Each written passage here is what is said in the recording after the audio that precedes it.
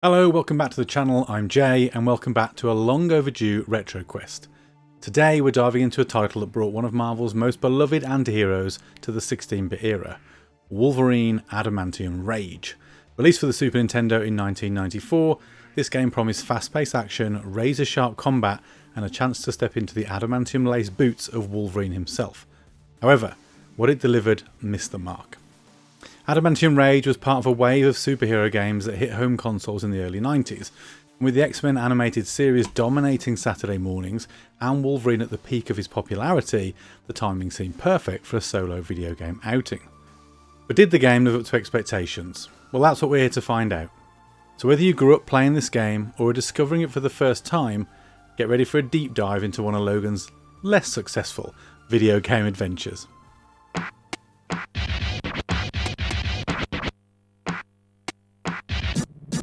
Wolverine.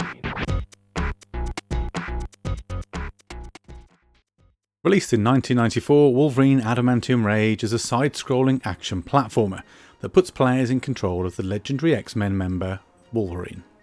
The game was developed by Teeny Weeny Games and published by Acclaim Entertainment, a company known for its extensive library of licensed titles throughout the 90s. Interestingly, a completely different version of the game was released for the Sega Mega Drive, Genesis, developed by Bit Studio, meaning SNES and Sega fans got two distinct experiences under the same title. Based on my experience of this title, I have to assume the Mega Drive fans had it better. On the Super Nintendo, Adamantium Rage offers a mix of fast-paced melee combat and platforming challenges, with players slashing their way through enemies using Wolverine's signature adamantium claws. True to the character's comic book origins, the game also incorporates his mutant healing factor, allowing him to recover health over time, an uncommon feature in action games of the era. Set across multiple levels, inspired by Wolverine's comic book adventures, the game sends Logan on a personal quest to uncover secrets about his past. With challenging enemies, tricky platforming, and a notoriously high difficulty level, Adamantium Rage was designed to test players' reflexes and patience. But was it a rewarding experience or just another tough-as-nails licensed game? Well, we'll explore that as we move forward. The story of Wolverine Adamantium Rage kicks off with a mystery that has haunted Logan for years: his past. Wolverine, whose real name is James Logan Howlett, is one of the most enigmatic characters in the X-Men universe, with large portions of his memory wiped due to the experiments conducted on him during the infamous Weapon X project. The game follows Wolverine as he receives cryptic messages suggesting that information about his origins may still exist. Determined to uncover the truth, he sets off on a dangerous journey to track down those responsible for his past suffering. Throughout the game, Wolverine battles a rogues gallery of enemies, many of whom will be familiar to comic book fans. Notable villains include Lady Deathstrike, one of Logan's deadliest foes with her own adamantium-enhanced claws, and the nefarious Donald Pierce, a cyborg member of the Hellfire Club's Reavers. Players also encounter other enemies from Wolverine's past, including the deadly Shiva robot, which was designed specifically to hunt down and eliminate rogue members of the Weapon X program. The game takes Wolverine across a variety of locations, from high-tech laboratories to underground bunkers, all leading to a climactic showdown that leaves more questions than answers. And in true X-Men fashion, Adamantium Rage doesn't offer a neatly wrapped up conclusion. Instead, it teases even greater mysteries surrounding Wolverine's origins, reflecting the character's long-running struggle to piece together his past. While the game's story was relatively simple, it tapped into one of the most compelling aspects of Wolverine's character, his quest for identity. This made Adamantium Rage more than just another beat-em-up. It was a game that, at least in concept, aimed to reflect the darker, more introspective side of Logan's persona. At its core, Wolverine Adamantium Rage is a side-scrolling action platformer that focuses on fast-paced melee combat and precise platforming. Unlike many beat-em-up style superhero games of the era, which had simple attack mechanics, Adamantium Rage introduced a surprisingly complex combat system for a 16-bit action title. Wolverine had a range of different attack animations based on the directional input, allowing for a variety of strikes, uppercuts and slashes. He could also grab ledges, climb walls using his claws, and execute mid-air attacks, making him feel more agile compared to many other action platform protagonists of the time. One of the game's most distinctive mechanics is Wolverine's healing factor. True to his comic book counterpart, Logan has the ability to regenerate health over time, meaning that if players manage to avoid damage for a while, they could recover and continue fighting. This was a rare feature in 16-bit games and should have given players a strategic advantage. However, the game's notoriously difficult enemy AI and punishing level design often meant players never had enough downtime to properly benefit from it.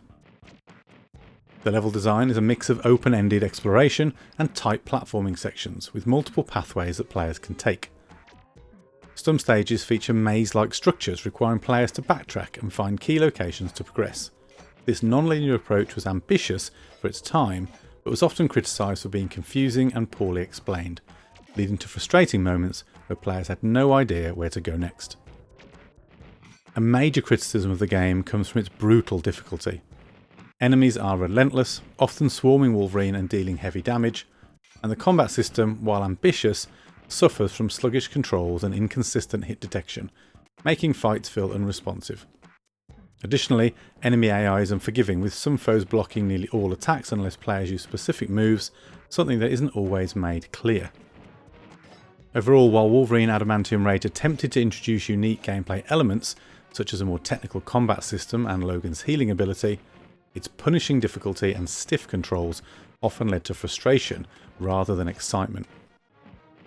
For players with the patience to master its mechanics, there's an interesting game buried beneath the frustration, but for many it's just too simply unforgiving to be enjoyable. This was certainly my experience. I really struggle with the game's lack of direction, punishing enemies, and lack of responsiveness. This probably comes across in the gameplay that I'm showing now. Now, some inside baseball for you. When I make RetroQuest, I first read up on the game and compile a script.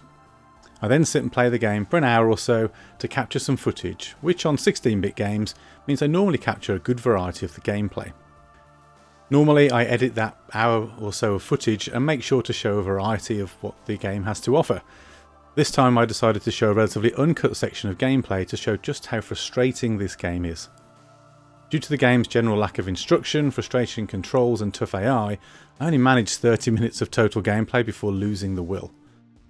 During that time I had to look up movesets, which to be fair might have been in the manual back in the day. I got this as cart only. I had to work out how to progress through a certain part of the level, which required me to destroy a computer terminal with zero signposting and then get quickly defeated by the first level boss. I then decided that enough was enough, and I was better being honest in the assessment and steer you away from the game if you'd never played it and thought about doing so. I should say, it's not that I won't play and master tough games. I did back in my childhood and I would now if it felt rewarding, but this game just doesn't play well. It's sluggish, slow to respond to button inputs, it's lacking the agility you want in a character like Wolverine. I can imagine if this was created today with better underlying hardware to run the experience and a little more support to guide the player, that it would be a worthwhile play and that the AI challenge would be worth trying to overcome. But this held back by the hardware of its time and perhaps was a little too ahead of the game for the era. Anyway, back to the history of the game and specifically the development of Wolverine Adamantium Rage, which was handled, as we said earlier, by Teeny Weeny Games, a UK-based studio that worked on a number of licensed titles during the 90s. The game was published by Acclaim Entertainment, a company well known for pumping out superhero and movie-based video games during the era. Their logo greeted me on many boot-up screens back in the day and was generally a mark of quality, at least to me, based on my experiences. Developing a game based on a major comic book character in the mid-90s came with both advantages and challenges. On the one hand, Wolverine was at the peak of his popularity, thanks in large part to the X-Men animated series that was dominating Saturday morning television at the time.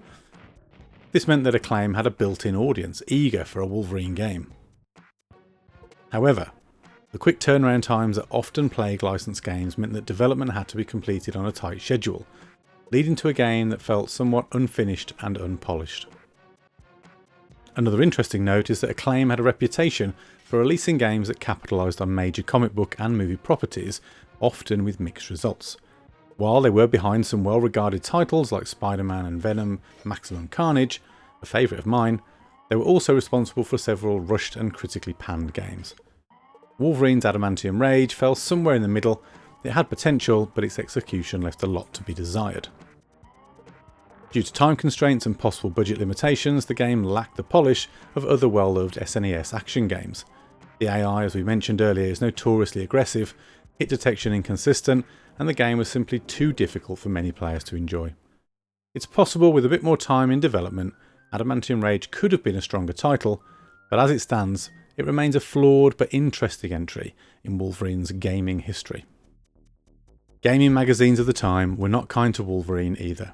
Publications such as Nintendo Power and GamePro criticised the game for being too difficult and poorly designed, while the SNES version had a more fluid animation and perhaps better graphics compared to the Mega Drive. It didn't do much to make up for the game's frustrating mechanics. GamePro 1995 criticised the game's stiff controls and unfair enemy AI, stating that it squanders the potential of one of Marvel's most exciting characters. Electronic Gaming Monthly gave the game average to low scores, with one reviewer calling it a test of patience rather than skill. And Superplay magazine, a UK-based SNES magazine, was particularly harsh, stating that the game looks great in screenshots, but plays like a nightmare. Despite the criticism, the game did receive some praise for its graphics. The sprite work is well done, with detailed animations that capture Wolverine's aggressive nature. His attack animations were smooth and varied, and the game backgrounds had a dark and moody aesthetic that fit Wolverine's gritty world. The soundtrack also received some positive mentions, with a fast-paced, rock-inspired soundtrack that suited the action-heavy gameplay. For players, Wolverine Adamantium Rage was a divisive experience. Some Wolverine fans were happy just to have a game where they could take control of their favourite character, while others found the frustrating mechanics too much to bear. Over the years, it's gained a reputation as one of the hardest licensed games of the 16-bit era, with many retro gaming fans revisiting it for the challenge alone. Unlike other X-Men games of the time, such as X-Men Mutant Apocalypse, released in '94 on the Super Nintendo, Adamantium Rage didn't go on to become a beloved classic. Instead, it remains a game remembered for its difficulty and wasted potential, rather than for being an enjoyable action title. Today, it's often cited as an example of a promising superhero game held back by poor execution, a fate shared by many licensed games of the era. While Adamantium Rage didn't receive a direct sequel, it wasn't the last time the character would star in his own video game. Wolverine remained a popular figure in gaming, leading to several more standalone titles in the years that followed. Wolverine also appeared in numerous X-Men games throughout the late 90s and early 2000s, including X-Men Mutant Apocalypse in 1994, a well-received side-scrolling action game from Capcom that featured Wolverine as a playable character alongside other X-Men members. X-Men vs Street Fighter in 1996, released in the arcade, PlayStation and Sega Saturn, Wolverine became a key character in Capcom's beloved crossover fighting game. X-Men Legends in 2004 for PlayStation 2, Xbox, GameCube and PC was an action RPG featuring Wolverine and other X-Men, paving the way for Marvel Ultimate Alliance. It wasn't until 2009 that Wolverine finally got a standout solo game with X-Men Origins Wolverine, released for the PlayStation 3, Xbox 360 and PC. Developed by Raven Software, this title was a violent hack-and-slash action game that finally did justice to Wolverine's combat abilities, allowing players to tear through enemies with brutal, satisfying gameplay. Unlike Adamantium Rage, it received positive reviews, with many calling it one of the best superhero games of its time, and I have to agree, I love that game. So, although Wolverine Adamantium Rage didn't spawn a sequel, it remains a notable piece of Wolverine's gaming history, mostly due to its difficulty and unfulfilled potential. Today, it's often revisited by retro gaming enthusiasts as one of the tougher 16-bit action games, and it has a small cult following among Wolverine fans. However, when compared to later Wolverine titles, it's clear that Adamantium Rage was a stepping stone rather than a definitive experience.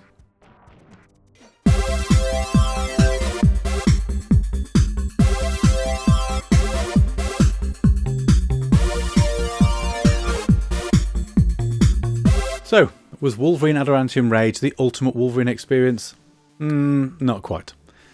It had some promising ideas such as deep combat systems, Wolverine's healing factor and a non-linear level structure, but the game was ultimately held back by controls, level design and a punishing difficulty.